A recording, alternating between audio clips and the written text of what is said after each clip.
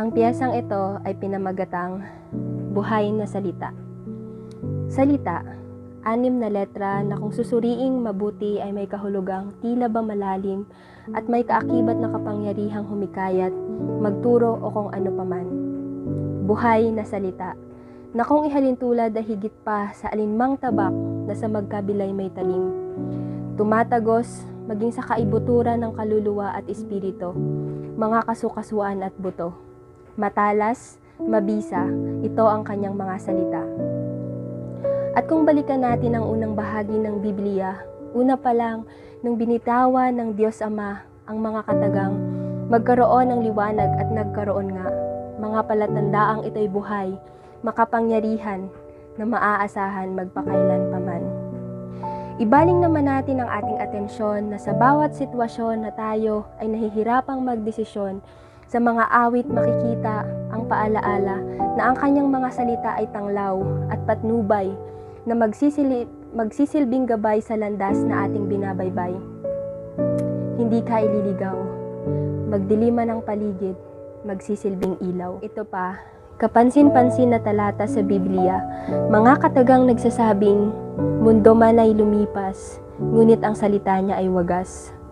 Wagas, walang katapusan, gaya ng pag-ibig na kanyang ipinamalas nang ibinigay niya ang kanyang bugtong na anak para sa iyo at para sa akin, upang kaligtasan ay ating kamtin.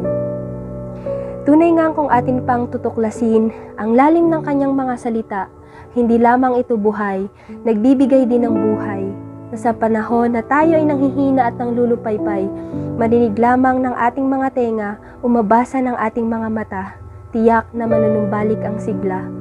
Magpapatuloy sa paglilingkod dahil yon ang kalooban. Buhay ang kanyang mga salita, na kahit ikaw mamamangha, pansinin mo na sa bawat sitwasyon na meron ka, ito ay akma.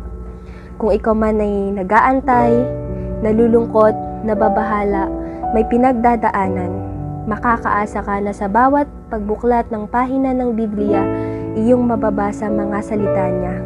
Anak, sasamahan kita, di ka nag-iisa. Mga pagkakataong tanging papuri at pasasalamat ang masasambit.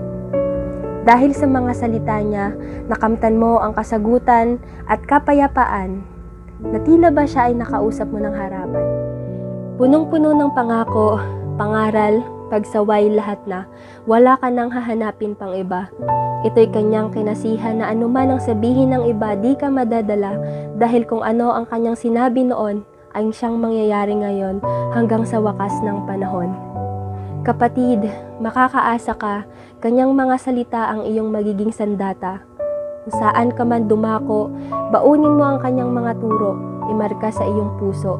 Tiyak na hindi ka maliligaw, tama ang magiging pasya, at di na manghihina ng basta-basta. Sa ating pagtatapos, naway na paalalahanan na sa ating pagdiriwang, mga salita niya ang mamutawi sa ating mga labi bilang pag-alaala sa kadakilaan niya.